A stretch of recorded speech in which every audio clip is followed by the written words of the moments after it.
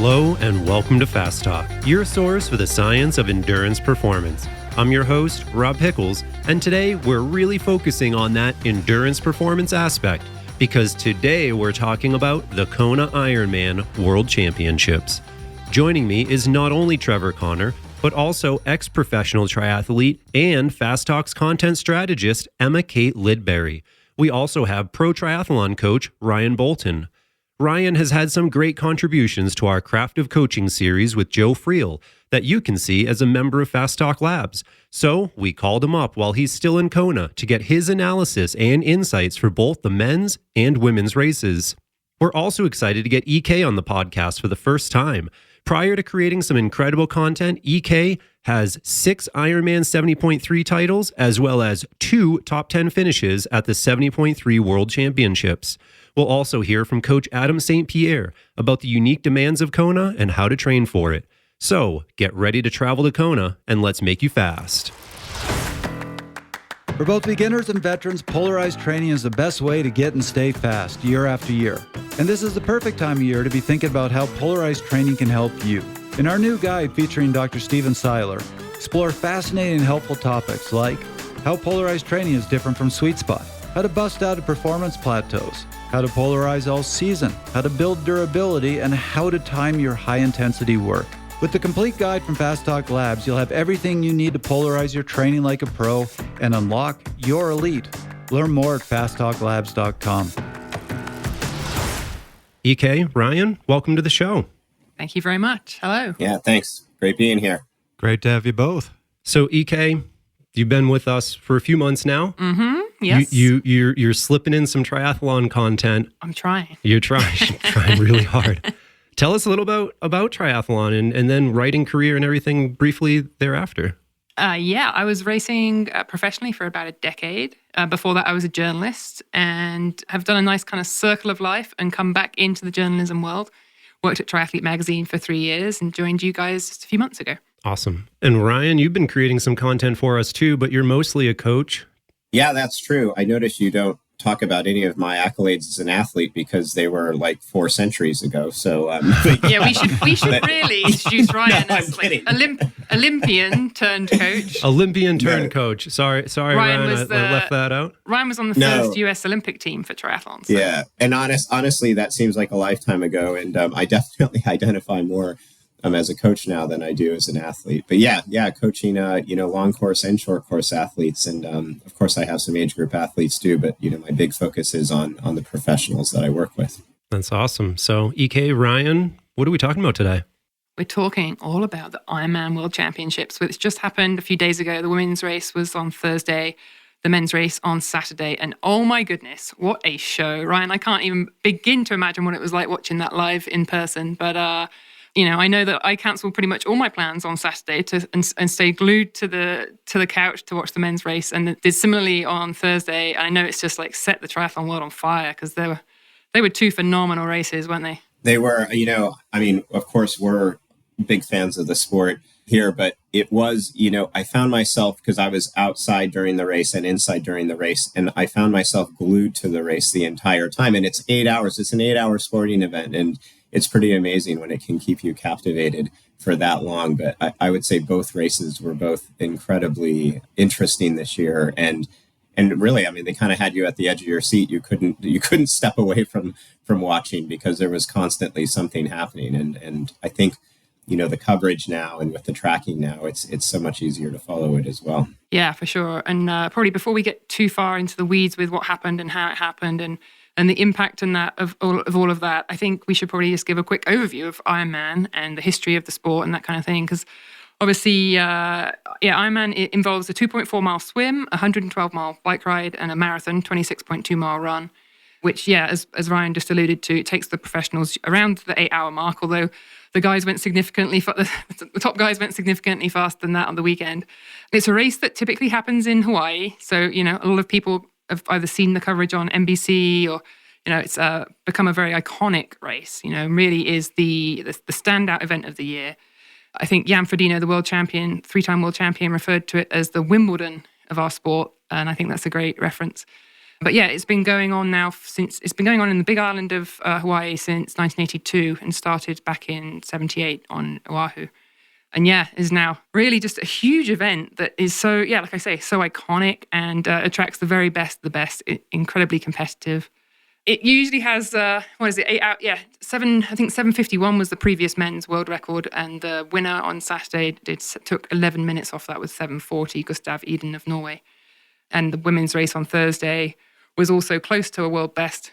Chelsea Sodaro, complete rookie, took the win. First American win in, I think, 25 years nearly. And she was very close to world record time too, I think 8:33. So great stuff. But tell us some of your thoughts, Ryan, on the race, because you're obviously there. Did you call any of those winners? I mean, did you call any of those podiums?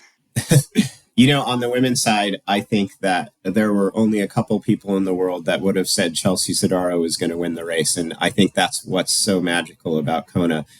She's a first timer, a rookie, a relatively new mom. I mean, she hasn't even been in the sport for a tremendous amount of time. And I really, when you talk to people before the race, of course, the Anne Hogg, Daniela Reef, Lucy Charles, those were the names that people were mentioning. And I didn't hear anyone talking about Chelsea. So seeing her up front and ultimately winning the race was a really cool thing. On the men's side, Gustav Iden, even though he was a rookie, and it's incredibly rare for rookies to win here, he was definitely being talked about a lot. I mean, he's a world champion in half Ironman already. He's a phenomenal athlete. The Ironman that he has done, he did incredibly well. And he's kind of part of that whole new, Norwegian Express that they're calling it. And so I think people were expecting him to do well. I don't know if people were expecting him to win. But if you would have asked me before the race, could Chelsea Sodaro win the race? I would have been like, boy, I don't really know. If you would have asked me if Gustav Iden could win the race, I would have said yes, definitely. Ryan, I'd love to unpack that a little bit. You mentioned it's incredibly rare for rookies, for first-timers to win this race. Why is that? Is that a purely physiological development, or is it a knowledge for, say, pacing or nutrition strategy? What is preventing that first-timer from being successful traditionally? Yeah, it's a knowledge of this race. And Kona it's special. And I think anyone who's been here recognizes that. It's different from any Ironman I've either competed in or been to, in that the conditions are usually, extra harsh. The energy here, the sun radiation. And this course takes experience to learn how it works. I think first timers and people who, have a tendency to race aggressively often get nipped here, and you have to learn how to deal with that. And also, I don't think people, ultimately are prepared for what the heat feels like or what the wind feels like here. And so, like I said, historically, you see it, people who have experience here and who have been here and who are used to these conditions, even athletes that I've worked with before, when they come after their first time here, I'm always like, okay, now now you know what this is all about. And now you're much more prepared, to do well here. And I mean, and also just historically looking at results, I mean, you'd have to look on both the men's and women's side, but I think it's only a couple times on each side that an actual rookie has won this race. So this year, the fact that 2 rookies won is pretty special. Another thing that's extraordinary about this is not only were they rookies, in both cases, they had only ever done a single Ironman before this. So they're still learning just how to pace an Ironman, let alone deal with the Hawaiian conditions. And it's not a case of they showed up and there just wasn't competition. There were records set in both races. This was both the men's and the women's race were fast races. It's very true. And if you look at how both of them won, this race is almost always won on the run, and the fastest run split often wins. That definitely was the case this weekend. However, I would say what was different is, Gustav came out of the water in the front pack, was at the front of the race the entire day, and then had the fastest run of the day. I mean, beating that is incredibly difficult. On the women's side, the same thing with Chelsea. She did not come out like right up front, but she came out in kind of one of the main front packs and then hung right at the front on the bike all day and then had the fastest run of the day. So they both won, and they both won like by basically putting together, three legs, 3 very strong legs. Their swim, bikes, and runs were all like very little chinks in the armor of either of those guys to win this race. I think that this echoes something that we're seeing on the cycling side of things too, where these young athletes are coming out of nowhere and having huge success in some of the biggest, most grueling in the Tour de France, Ironman World Championships, events that traditionally we wouldn't expect a young relatively inexperienced athlete to do well in. Is this just the new guard? Is there something in the water? Yeah, that's super interesting because I think there is something to be said for like is it the confidence of youth, right, that we see in this new generation of youth, right? Is it the confidence of, because I know certainly the Norwegians seem to have this. I think Sam Long, who Ryan coaches, who's also, that caliber of athlete, he has this exuberance, this confidence in my training, in my talent, in what I can do when it comes down to the racing. I think there's partly that. Is it also, and this is a question I'm interested in your response to, Ryan, is it also the rise of science and technology and the confidence that gives in training, in performance? Like, I don't know whether you're watching the back end of the race, but in the coverage of Gustav, every time the camera was on him in those closing miles, he was checking his watch. And I don't know whether he was checking his pace, whether he was checking his blood glucose. It was very, very interesting. I would say the racing is definitely, and you mentioned cycling, but in triathlon for sure, it's more scientific than ever. And I would add that to it. And when we're talking science, like, monitoring, physiological items. But in addition to that, I would say that technology is in general, like when we're talking about bikes, when you're talking about shoes, like that's at a next level too. And that really has evolved over these last, few years. And these young athletes, I think, are more open to trying that stuff and more interested in, using those technologies. And I would also say there is like this young, and it's kind of a generational thing, that these young guys are coming in and they're very, very confident, and they've kind of put like the old guard or, the pros who, were on top just a couple years ago on their heels for sure. I mean, the game has changed in both races, and it's just the racing is more aggressive. These guys, they didn't have to adapt to this. This is the way they race. The people who are older are having to adapt to this new way of racing. But there is something else that we need to call out here, because I believe it's Gustav. He's 23, 24. He's pretty young. But Chelsea, I'm not going to call her old, but she's, I believe, 33 years old. And more importantly, 18 months before winning this event, she gave birth to her child. And I think if you went to a coach 6 months after giving birth to a child and say, what I want to do is prepare for the World Championships and Ironman and win it in an event I've never done before, most coaches would say, hold your horses. That's a little bit of a crazy thought. Maybe a few years from now. But I mean, to pull that off is extraordinary in its own. Yeah, I'd love to get some more insight into Chelsea and how she accomplished this. What did she do differently in her training, in her pacing, in her nutrition, in her aero? Is there something that we can point at that says, yeah, this is why she was successful? I know that Chelsea had a pretty strong plan for returning to racing postpartum. I think it was like she was planning to have the first 6 weeks with her baby, and then she wanted to make that Collins Cup team for last summer. So she got back to racing pretty swiftly. So yeah, within 3 months, she was back up to a pretty solid amount of training, and obviously having to be pretty flexible. And I've seen some YouTube clips of her saying, oh, now if I get 6 hours sleep a night, it's phenomenal. And if you'd asked me this before being pregnant, if I told you I was having 6 hours of sleep when I'm training full time, I'd have been freaking out. Yep. So I do know that she had a pretty robust plan for coming back into structured training.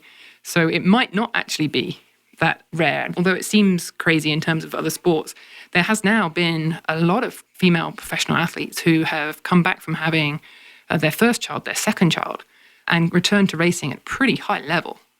So she is in some very good company, but she's obviously the first person to have arrived in Kona and won postpartum. So it's pretty phenomenal. And I think that's what's unique about Chelsea is that it was Kona. She is the first mom to win Kona, which is really great to see. But I also really agree with EK is historically in endurance sports, I mean, you even look at, the best runners in the world, the East African women. Some of those women are winning world major marathons in near world record time, and they have 3 children at home.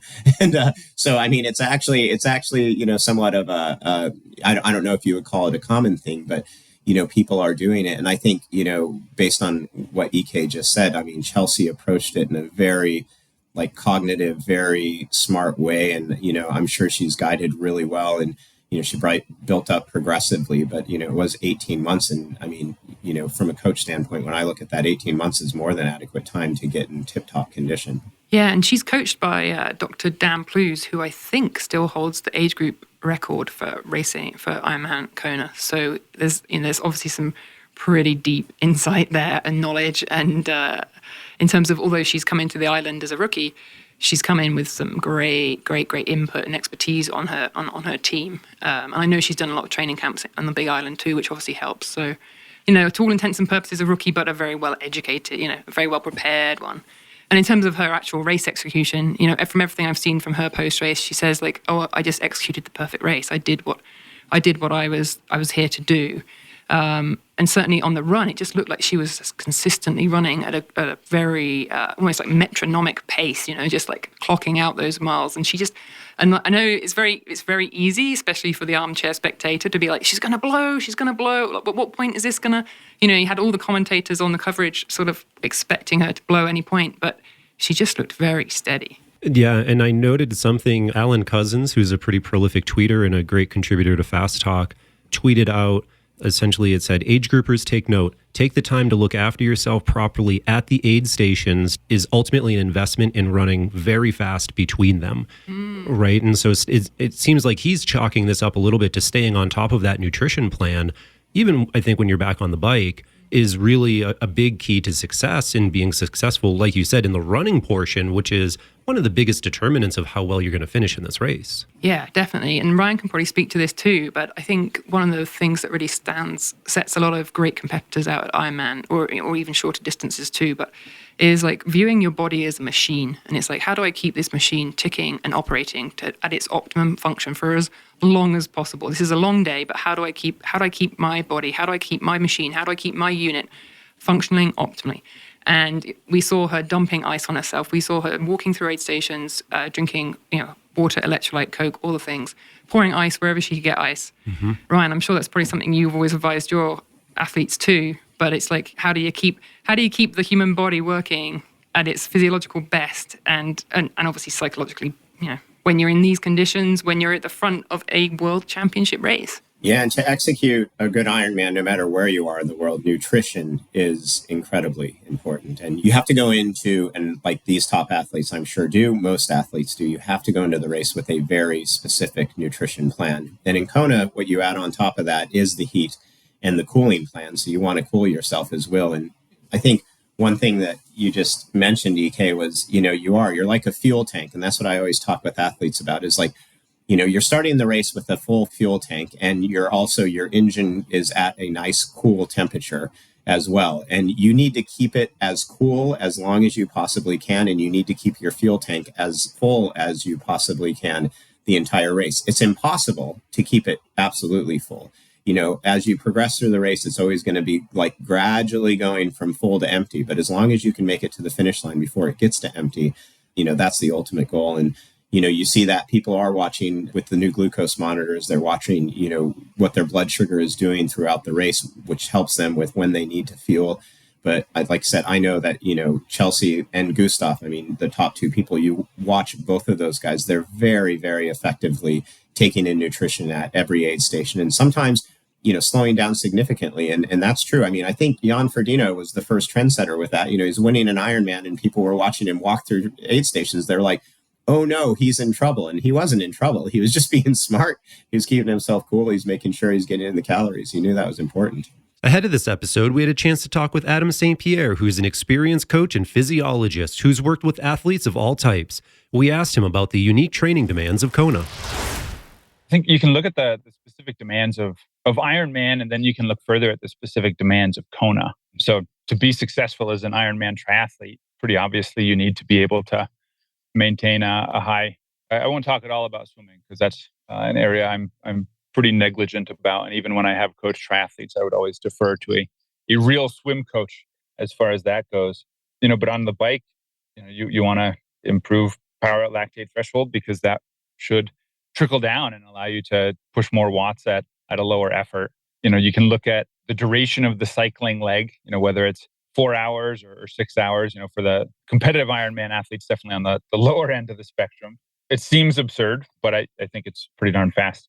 So yeah, like, for a 4+ hour event, that's definitely not a threshold event, and probably not even a sweet spot or a sub threshold event. So you've got to have the capacity to go pretty hard for a pretty long time. So that gets into sort of, ultra endurance training, where your long rides and your long ride run workouts become sort of the crucial components. I do recall, like, in working with Ironman triathletes, the vast majority of training is done on the bike, and recalling, remarking at the low volume of run training they typically did, given how fast they were then able to turn around a marathon.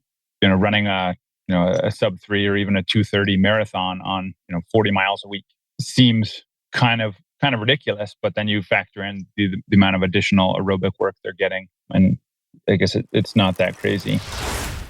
So that's something that I found really interesting watching. I actually watched a kind of highlights of both races. And for both Ivan and for Chelsea, it was funny. The commentators, when they saw them, that their starting run pace went, oh, rookies haven't figured it out yet. They're going out too hard. They're going to blow up. And in neither case did they blow up. Both of them set a record for the marathon. And Gustav, in the last 4 or 5 miles, started doing a 4:38 minute pace. He sped up. So and by contrast, so again, I'm going to butcher these names. I apologize. But in the women's race, going into the run, there was a woman, is it Reef? Daniela Reef, yep. Who was leading, and she lost 40 minutes in the run, and she's a 2-time champion. So that's what I was wondering. What have these newcomers figured out? Is it just the nutrition side? It seems like the more experienced athletes might not be following. Oh, no. I mean, Daniela Reef certainly has her nutrition dialed. I think it was just, that's kind of a little bit, Ryan, you might, interested in your take too, but this is kind of one of those things where Kona just gets you sometimes. This is like the quote unquote magic or the mystery of the island that some of the athletes, you might have heard some of the athletes refer to. Some days you have magic days, some days you have terrible days. And goodness, like we've seen Daniela Reef absolutely crush the field here in Kona before. But it wasn't her year. She won convincingly in St. George at the Ironman World Championships in May earlier this year. But she was one of the first to congratulate Chelsea Sodaro at the end of the race because Daniela didn't have it, and I don't think it was just nutrition. It was a combination of factors. It's like, I think I read Daniela say she'd gone too hard on the bike. Tried to close the gap out of the swim, gone too hard on the bike, and didn't have the run legs that she needed in order to compete at that level on that day. But that can be very, very different. Daniela's won that race 3 times. But yeah, Ryan, interested in your thoughts on that too. Yeah, no, I totally agree. Daniela is like the definition of professional in this sport. And I'm sure she had a really great game plan coming into this. And like you said, it just wasn't her day, which is crazy because, you look back at St. George, she just dominated that race. And I mean, I think if most people, and I didn't look at the surveys before the race, but I'm sure she was probably the favorite. And she had a plan, to win, but it just didn't work out for her. And I mean, same thing on the men's side. You look at how stacked both of these fields are. And if you're here, if you make it to Kona, like you're likely pretty pro. You have a good plan in place and everything. But man, that's the crazy thing about this island. And I mean, and like I said, it sometimes it benefits those young guys. And it was interesting because some of the older experienced guys on the men's side, like Sebastian Kinley, had an amazing race. Honestly, that race that he had here this year probably would have won it almost any of the other years that he raced here, and he, but it didn't. I mean, he really, really put it together. One of my athletes, in contrast, he's one of the most professional athletes that I've ever worked with, Ben Hoffman. He's been top 5 here many, many times. It's funny. His nutrition went bad. He went sour on nutrition on the bike. And we can't, what you said, EK, it's just Kona. Like it's the same nutrition plan that he's been on and, little modifications here and there, but it just kind of, it blew up on him and it ended up, resulting in not an optimal race. But the island does that to you and this race does that to you. Well, and that's the thing with having an event that's this long, that's this hard, this grueling in these conditions.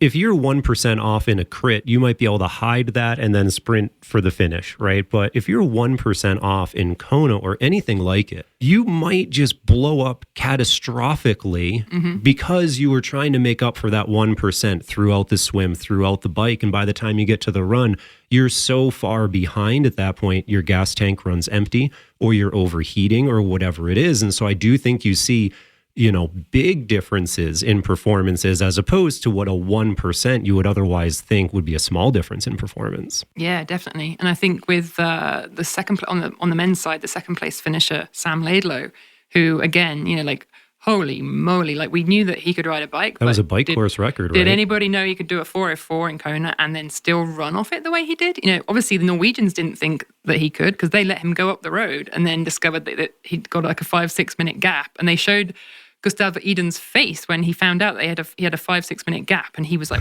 "Wait, what?" and I guess they still thought that they could reel him in. But then there you go. There's a guy who's having the race of his life on the most important day of the year. And again, total rookie. He's raced some Ironman, and he's been around and he's had some great battles already. But did you pick him? Did you have your eye on him, Ryan? Well, it's funny because he's such a strong swim biker, but historically, he melts on the run and he ends up walking run courses often. And I think that, those guys, and that's what happens in Kona too. Like those guys, they did let him go on the bike. And I think they got off the bike and they were like, okay, fine. He's going to be walking at the, 6 mile mark or 10 mile mark or something. And you could see panic on their faces when they got out onto the Queen K and they started realizing he was not coming back to him and he was on a good day. And the thing is what Laidlow knew. And I mean, I think, what we all know, he's a phenomenal athlete and he's an incredible athlete. He just hadn't put together a race like this before. He was capable of it and it was within him, but now he's put it together. I can guarantee you next year, if the same thing were to happen in Kona, those guys wouldn't let him go. And it would be tougher. No way. But yeah, the thing is though, he rode bike course record by, 5-ish minutes. And I think that, no one else really could go with him. I think when he went, those guys would have been detrimental to their races to actually go with him. And they had to take the risk of letting him go and hoping to run him down. And, they barely did. And the only person that did was Eden, and it took the course record to do that. So yeah, it was a super impressive performance by him. So Ryan, that's something that I want to ask you about, because what I got out of this race was the extraordinary importance of pacing. I saw interviews with both of the winners, and they both talked about, I followed my plan, the plan worked to a T. And that involved being okay with not being the first one out of the water. That actually involved being okay with losing some time on the bike and just saying, I'm going to go my own pace, and then I'm going to take it back in the run. So I have to believe with all the athletes that, and particularly in a race like this, where Rob said, if you're off by 1%, you can blow up spectacularly. You have to really know yourself and know where you're going to shine or you're in trouble. Is that the case? In Ironman racing, it's especially true. It's such a long race that you're racing yourself. You really have to follow your plan. And if you start following someone else's plan, it can get you in trouble. Spiking energy, spiking power, can put you into some bad metabolism. You start metabolizing too much sugar too early in this race and you're going to be in big trouble. And I know, those guys, they're definitely all racing out there, but they are following their parameters really well. And even before the race, they know exactly what those are just to make sure that they're not there. In Laidlow, he's a good example. I think Laidlow knows where his limits are, and he clearly, stayed within those limits and everything and ended up having a good race. While people were watching it, they were thinking that he was maybe above his limit. But he's a smart guy. And he knows what his limits are. And like you said, Gustav Eden, you watch those guys, on the course, they're constantly, monitoring their power number. They're constantly monitoring their pace numbers so that because they know exactly where those limits are and they don't want to go over them. But there's also a race component that does come in there, and that definitely takes over at sometimes, but sometimes it takes over to their detriment. But those guys clearly stayed within their limits and had good ones. Listeners, over the past 2 years, we've been building out an incredible knowledge base of training science at Fast Talk Laboratories. Working with the Fast Talk guests and world-class experts, we now offer 11 deep dive guides into the topics you love, like interval training, polarized training, and data analysis. We offer 7 comprehensive guides for coaches, and now you can have it all free for 30 days. Join now at fasttalklabs.com with discount code 30daysfree. That's 30, the number 30, days free, and you'll unlock all of our content. Our trial offer expires October 31st, so join now before it's too late.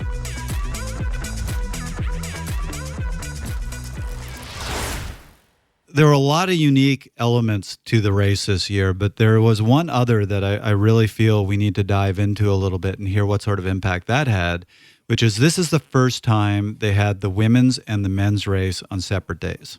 Yeah, that was, I think, it's been being talked about for years, separating the women's and the men's race just to make it a cleaner race for both of them. And I mean, I loved the format, having the women race on Thursday and being able to just watch their race, focus on their race, highlight their race. And the coverage was, just so much better on both days of each of the men and the women. But there's just so much value in that. And it really highlighted the performances more, and I think allowed us to just track the athletes so much better, throughout the entire day. On the women's side, normally they're out of the water and they kind of get caught up with all the men's stuff and they're going back and forth with the coverage. And it was just so much more beneficial. The one thing that it actually caused a little bit of a strain on the island, I was told, because of staff and because of road closures on 2 days and everything.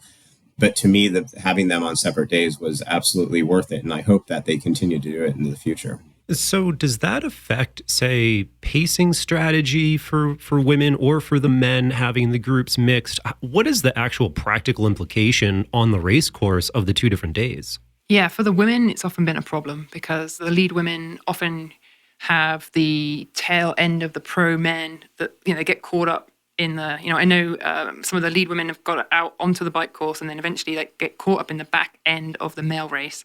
And it really affects things like drafting penalties. You have to, this is not draft legal racing. There has to be a legal gap. And this often leads to more, in the past, it's often led to more penalties and just basically impacts the front of the women's race. And just is not fair. It's also the first time that there's been 50 women on the start line as well as 50 men. Ironman was one of those sports that was still not having equal representation even at this point. So it's that was a very significant and impactful move and progression. And I've read that it's meant to be at least another year where they'll have the 2 separate races. I think really everybody's going to be calling for it to be a permanent fixture, not just something that happens for the next year. But and it was great to see dedicated coverage of the women's race as well as the men's, because there's been so many times in the past where they cut from something significant happening in the women's race in order to go cover something happening in the men's race, and it's kind of like come on, guys, we can do better than this. So that was really, really good to see. As a fan of both sides of the sport, it was really, really good to see. Ryan, what did you notice being there on the ground? Yeah, it made it for a more fair race as well. You could see in, like what EK said, you would have problem with the women running into the back of the men and more age groupers around them. And it kind of, that can mess up the race dynamics. And in this race, you saw it because the other thing is like the draft marshals, the technical officials could be more in tune with, each race on each day. And you saw that this year. There were drafting penalties. There were more penalties than I've ever seen before. And they were being very, very strict with those penalties. And I think that they could because A, they need to be, and they were getting the feedback that they need to be, but B, because they weren't spread out so much over so much period of the course and over between the men and women. So it ended up being a fairer race because of that, I think. Yeah, definitely. Agreed. I'd love to switch gears here and get into a little bit more of the nuts and bolts of training and preparing for Kona. Multiple times throughout this, and in my opinion, it's Ironman. It has to be just impossibly hard in general.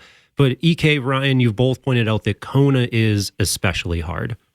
Why is that? Why is it harder there than doing something anywhere else? I think it's this kind of combination of environmental factors, the heat, humidity, the wind. I mean, we haven't talked too much about the wind. The wind didn't play as big a factor as it can sometimes do. But I mean, that's the wind in Kona. If you get a windy day, you're riding sideways just to keep the bike upright, and that makes it incredibly hard. It is the best of the best of the best gathering in this tiny little island in the middle of nowhere. There's this intensity that type A+, comes with being an extremely competitive athlete. There's an intensity of these combination of factors and the fact that it's just has such a special place in the triathlon history and the triathlon race circuit. I think all these things combined make it, there's 40 plus years of history of this race, and triathlon super fans or triathlon fans just wait for it every every year, sponsors, industry experts, athletes, coaches, anybody who is interested in triathlon is interested in Kona. It's like it's the Olympics, it's Wimbledon, it's everything rolled into one. So I think that is one of the reasons why it becomes so hard to do well there, because there's so much expectation, there's so much pressure, whether it's from yourself or from other sources. Yeah, EK, Ryan, you both have experience racing at, the absolute very top of this, at the Olympics, at World Championships. Is there anything about those ultra high level events that maybe takes you out of the game a little bit? You mentioned it's Kona. It's the best of the best. It's the hardest one. And in my mind, I originally thought, yeah, if I was in that situation, I would want to just be going 1% harder, 1% faster. Everybody around me is so good. I need to try extra hard. Do you see that in athletes, and do you see things like that ultimately being undermining their race because they didn't pace right, they didn't do their nutrition right, that just the event itself disrupted the plan and there were negative performances because of that? Yeah, and earlier we were talking about, how important it is to follow your race plan, and how the people who won this year, that's why they are successful, is they followed their race plan. But that's so true. EK touched on the few things that make this special, but it's such a pressure cooker in Kona, and people do easily get pulled off their game plans when that happens. They think that they need to add that extra 1%. And the truth of it is you just have to race to your potential here. And if you race to your potential, you'll do well, because most people are trying to race above their potential, because it is the best in the world. It is the highest level of competition in the sport. And like I said, it's the pressure cooker. Another thing that EK knows well about is the pros, when they come here, they have so many sponsor obligations. At other Ironmans, other races, they don't nearly have as many commitments. But here, if you looked at what they have to do on a daily basis with sponsors. They're going to multiple events every day. And in a race, that's not a normal lead up. And managing that is difficult for some athletes. So I think that adds to it. But touching on kind of the other thing that EK talked about and we talked about earlier is the climate here is one of the harshest condition races. And the winds sometimes out on the Queen K they knock people over on their bikes. And I will say that this year, and, I've been to Kona maybe about 10 times for this race. I would say this year is definitely the most mild conditions I've ever experienced here. The winds, I couldn't believe being out on the Queen K, on the bike course and stuff. It was almost non-existent at times. And then when they did pick up, they were almost favorable, I felt like. And on the run course as well. And it also, it was hot. It's always hot here. It's always muggy, but it wasn't incredibly hot this year. And I think that really helped the athletes too. So, seeing the record set, I do think that the records that were set on the men's side were phenomenal performances, but I also think that they were helped by optimal conditions. And I think that next year, people could come back and actually do a harder race or a faster race, and it wouldn't be reflected in the times because the conditions just might be tougher. But that's the way Kona is. And when you come to Kona, you don't come to race, for a fast time. You come to race to win. So, Ryan, when you're working with athletes that you're coaching for Ironmans, but also for this event in particular, that you've pointed out there are so many different things that make the race difficult. How do you integrate that into training? Are you just focusing on the physiology that it's going to take? Are you doing simulations for the hot weather, using a heat chamber or a sauna? Are you focused on mental preparation? Maybe the answer is all of the above, but how do you, when you're writing a plan, how do you bring these together? It is all of the above. And I think EK mentioned that, Chelsea Sodaro had been coming out here for training camps. I encourage, and I know that's not such a practical thing, but if people have a chance to come to the island before the race, and not, I'm saying in the week before the race, I'm saying months before the race, to get out and actually see what it's like here. Because I don't think a lot of people don't understand what it is actually like here until they get out on that course. I know that's not the most practical thing for most people. The professionals can do that. But for athletes that I work with, every athlete that comes to Kona goes through a heat training protocol at home, wherever they are. If they're in Colorado, or even in Arizona, athletes. And I actually have specific athletes that will go to a warm weather place to be training in the heat prior to the race. But also, if that's not available to them, all athletes do usually specific like sauna protocols in the weeks leading up to the race so that their body is acclimatized to the heat as much as possible. Let's hear again from Adam St. Pierre and his thoughts on the importance of training specifically for the event, especially dealing with the heat. In training, ultramarathon runners, gravel cyclists, Skimo, Leadville 100 mountain bikers, I think the key thing is to look at the specific demands of the event for which you're training. Then focus your training on meeting those specific demands. For instance, like John Gaston has been top 10 a couple of times at the Leadville 100, including second just a couple weeks ago in 2022. I'd love to have him work on his VO2 max a little more with some shorter, higher intensity work, but that's not super specific to the demands of the events he's been training for. So typically that's something we would do, almost at the beginning of the season, and then get more and more specific to the event as we get closer to the event. Are there particular demands that are unique to Kona that are different from other Ironmen? I mean, you've obviously got to account for the heat. I don't know if that's necessarily specific to Kona because a lot of Ironman races, are undertaken in fairly warm places. I think coming from, a background as a physiologist in Boulder, Colorado, where Kona was, an October race. And, sometimes, I guess September's still pretty darn hot in Boulder, isn't it? But you'd want to make sure athletes, we're getting out in the heat of the day. Some triathletes, particularly the working person triathletes, the non-pros, they're up and they're doing their workouts 5 to 7 a.m. where it might only be, 50, 60 degrees. So then when it gets to Kona and they're out there in the heat of the day, they may not be adequately prepared for that. So, looking at the specific demands of what time of day will you be racing? What are the conditions likely to be when you're on the bike, when you're running, and trying to mimic those some in training. I mean, spring races are the worst for training for in Colorado. Trying to train for a hot April or May race in Colorado is pretty challenging. Like I had an athlete do Western States in June from Boulder. So we were doing a lot of sauna work to make sure that he got some heat acclimation.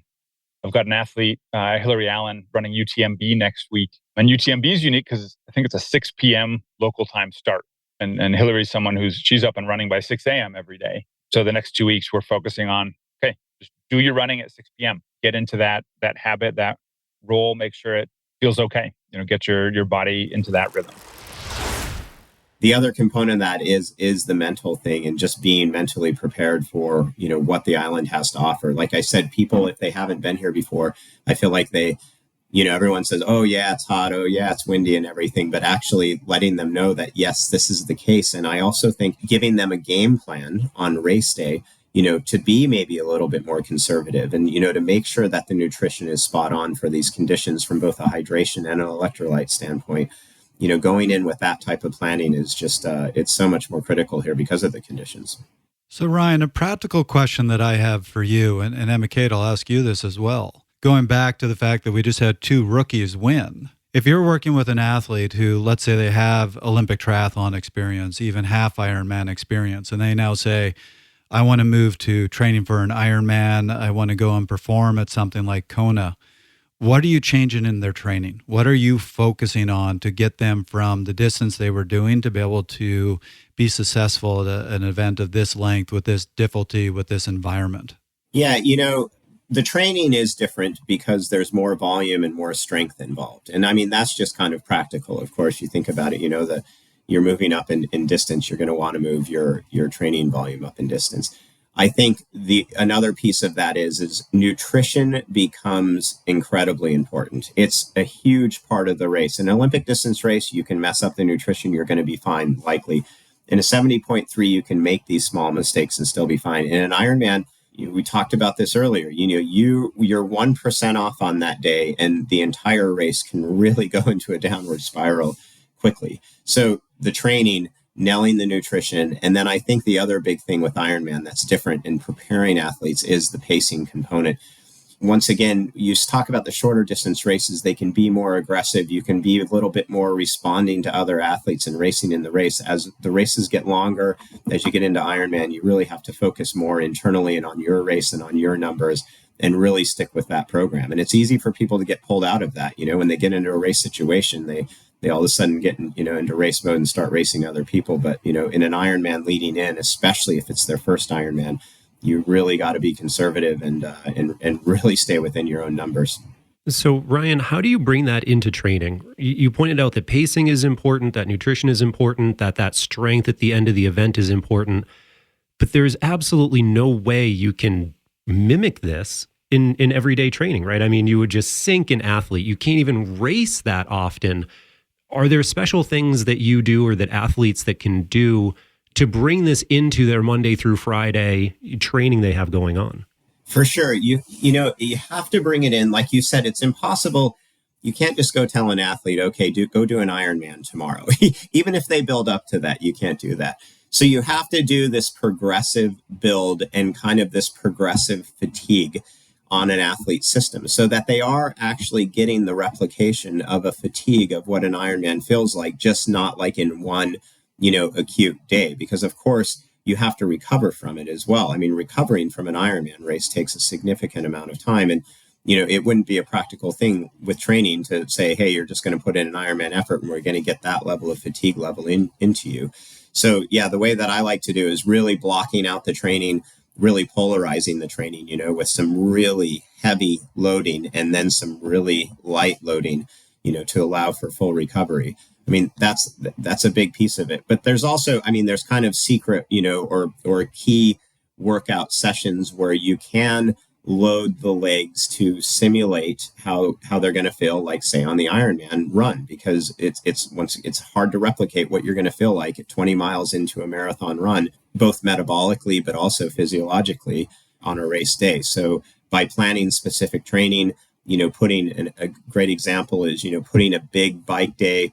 It's pretty fatiguing bike day with a swim, prior to a day where you're going to do a decent bike day with a longer run off it again. So when you get into that run, your legs are feeling that replicated feeling of what it feels like. And you're having to use the strength that you use in the race on the race day, doubling up workouts too, doubling up bike workouts, doubling up run workouts, putting in blocks like that can help replicate that too without beating you up too much, but still giving you a similar replication.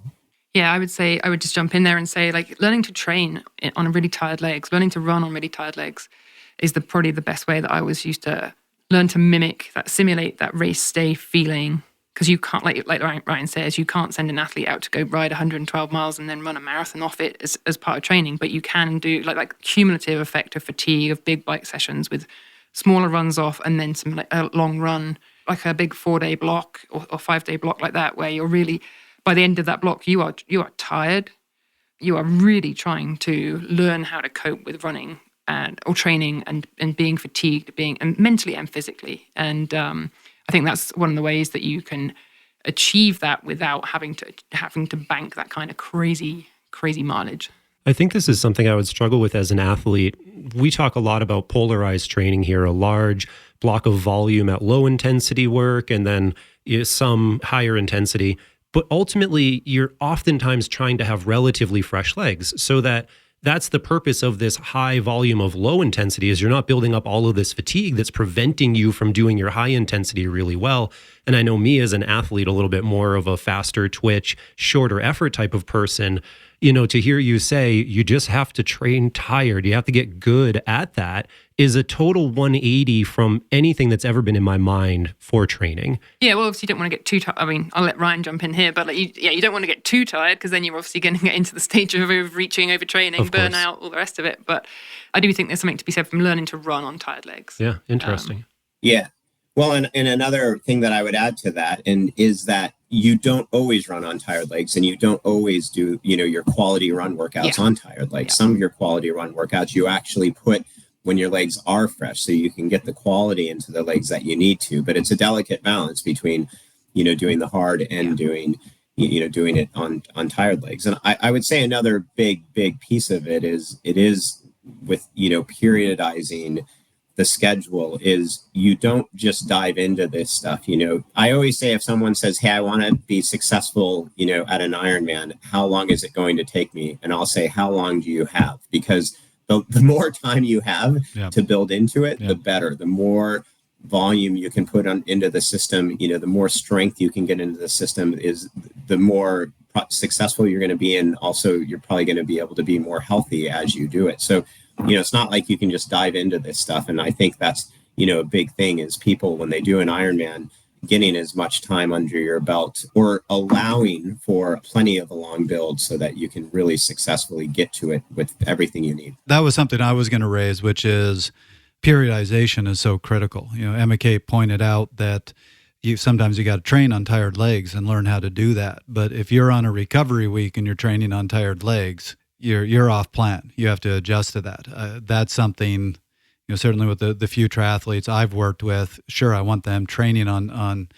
through fatigue sometimes, but it needs to be planned. We need to pick those times when they're doing that. Come on, Trevor. Anything worth doing is worth overdoing. We call it anticipated fatigue. So if you've got anticipated fatigue, that's all good and that's what you want. But when you're completely burnt out and shelled, especially on a recovery week, then that would be when you're revisiting the plan. But no, I was just going to say, I think a big part of Ironman racing, training, all of it is learning the art of patience. Trevor, you said, what's the difference between an athlete stepping up from racing Olympic or 70.3 into wanting to race Ironman or wanting to train for Ironman? It's learning the art of patience, both for training and certainly for race execution. I can remember in I only raced 5 Ironmans, but I remember the first couple, I was sitting on the bike and I was like, this is really, in the early stages of the bike, I was like, this is really slow. My watts were, riding at those watts was just like, when's this race going to get good? This is boring. It's kind of not boring, but it's kind of like you are very much holding back. So it's all about the art of patience. I love that you opened that with, I've only raced 5 Ironmans. Well, compared to some of those guys on the Big Island, that's nothing. Yeah. EK Ryan, we've spent a lot of time and a lot of great conversation on the professional side of the sport, but there was a heck of a lot of amateurs out there too. Yeah. I'm wondering, in working with both groups, what commonalities do we see that help people be successful in an event like this? I'm sure there are some features of being a pro in their training or how they approach the race that is also leads to success for your common age group or for every athlete that's out there listening to this.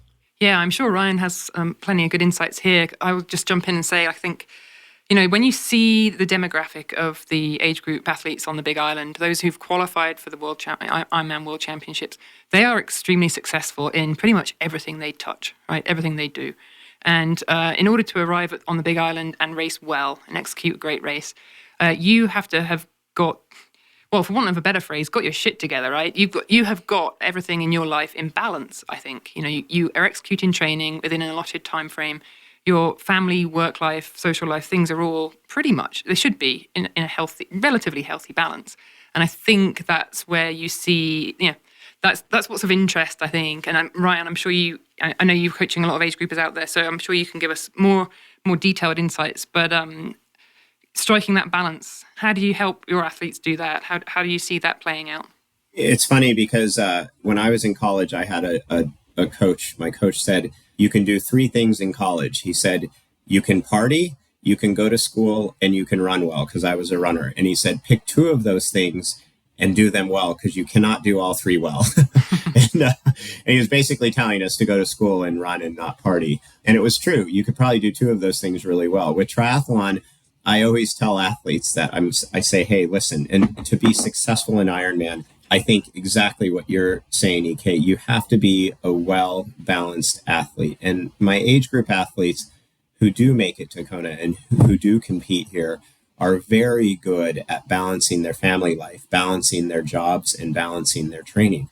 It's not easy, but like you said, they're usually, successful people who are good at managing these types of things. But I can see athletes when, they start letting go of their family commitments, it actually affects them. It affects their training poorly, and vice versa, or with training and family and work. I mean, it's this really delicate balance, but people who do have perspective on what's important with all 3 of those things and managing those things really well, you can do it effectively. The other thing that I notice with successful age group athletes here is that they treat triathlon like my professionals do, in that they're very professional in the way that they approach things. They ask the right questions about nutrition. They ask the right questions about travel, about acclimatization, about training, and they really try to balance that stuff and think about it, like a professional does, because they want to get it all right. And when you are here, or even just to make it here, you do have to have all of that stuff balanced out, and it helps. And I would say the most successful guys, this year I had guys, this was fun from a coaching standpoint. I had guys go first and second in the 60 to 64 age group. Oh, very and cool. Both of them, yeah, it's really cool. They came out on a lead drive and they came off the bike almost together. And it was really fun, like to see the two of them running together, battling it out for first place. And before the race, they knew that was a possibility. But what I would say, those guys they're 60 years old. They're some of the most successful athletes in the race, and they're both incredibly well balanced people who do have families who that time with their family is important. They still both work a bit, and their work is very important, and they have difficult jobs, but both of those guys came to the island incredibly well prepared, and both with the help of me, but really because that's the type of people that they are. And it's fun to see. And of course, not that this is necessary, but, they had big support groups here when they're here as well. So, making sure that they have that kind of team with them. They've built a team around them. And that's what I would tell any age group athlete is build a really nice, strong team around you and utilize them. Yeah, so I think, Ironman Hawaii for a long time has inspired thousands and thousands of people. I think partly the Julie Moss crawling, the NBC coverage that's been on TV for decades. It's obviously inspired a lot of people to step up and step into the sport and give triathlon or give Ironman a go. For those listening who may be completely unfamiliar with the sport, may be inspired to give it a go, maybe if it's sprint distance, Olympic distance, Ryan, what would be your tips for somebody who wants to take that first step into getting into the crazy world of swim, bike, run?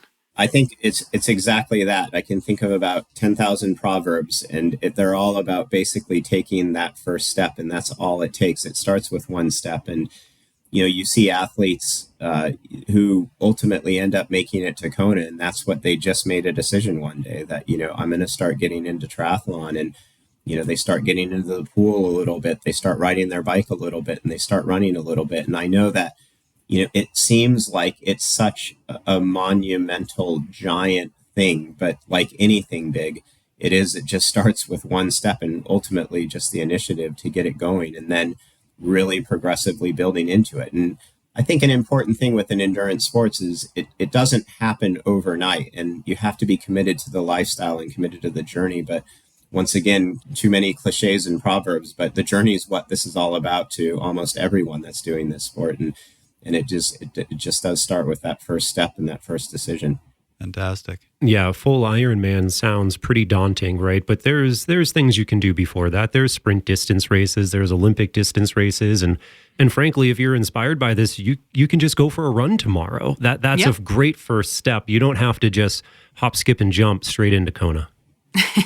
Yeah, I would not recommend that. Yes. It might not be too much for hop, skip, jump. I don't know. That might be the way that you win based on this year, right? Yeah. Too true, yeah. Right. Yeah. All right. Well, I hate to say it, but I think it's time to start wrapping up. So it is time for take-homes. Ryan and Emma Kate, you're both new to this. So this is how we wrap up all of our episodes with each person. We'll go around the room here. Gets 1 minute to talk about what they think is the most important lesson or salient point from this episode. Ryan, would you like to go first? Yeah, you bet. I would just say Kona this year was just off the charts, a lot of firsts. It was an amazing race. It was the first time, separating the women's and the men's race. We had a rookie winner on the women's side, a rookie winner on the men's side, both with really stellar performances and, interestingly, very mature performances, great pacing and everything. But I think it was also cool to see so many people on the island of Kona this year. And, it's a bigger event than it's ever been before. And it opens up opportunities for more athletes to be here in the future. And I mean, I hope it inspired a lot of, new athletes at home as well. Yeah, I think it's definitely been inspiring. I would say, looking at the performances of, to your point, Ryan, anybody who's shown up to race at Kona, they're successful people. They have done a great job of surrounding themselves with the very best people that they can have in their life, have in their world. And I think it's oftentimes, especially in Ironman, triathlon is a very individual sport, but it's also not. And it's the people that you have in your backroom staff. So just, it's your entourage, or for want of a better word, that really can often determine and decide how close you get to achieving your potential and how successful you are, both in terms of results and in terms of being the best version of yourself. So I think what I saw across both races was the people who crossed the line for themselves, but also their bigger team, and they've surrounded themselves with the best coaches, nutritionists, psychologists. They've done a great job of doing that, and I think that's regardless of whether you're racing Ironman or whether you're racing cyclocross or whether you're and depending obviously you could be at any level. We're not just talking about professional athletes. I think surround yourself with the best people for you. Yeah, that's real similar to my take home, Emma Kate, where there's definitely factors on race day that are going to affect performance. Maybe those are the difference between setting a world record and not. But ultimately, it really sounds to me like success in events like this, it comes from the preparation. It comes from everything that you do for the months prior. And so for people to be on top of knowledge and learning and reading as much as they can and talking to people and watching everything they can, and formulating a plan, thinking about their nutrition, thinking about their pacing strategy, and going in with that dialed ahead of time, all of that preparation is ultimately what's going to make you as successful as you can be individually. I guess for my take home, I'll kind of round it out with something I found really fascinating watching these races, or at least watching the summaries of these races, is that importance of pacing, which I think is really critical for every endurance sport. We often talk about what's the biggest power you can put out, how badly you have to hurt to perform well in racing.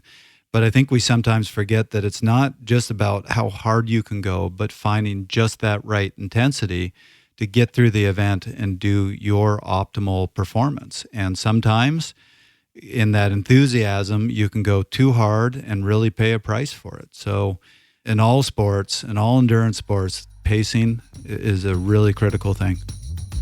That was another episode of Fast Talk. Subscribe to Fast Talk wherever you prefer to find your favorite podcasts.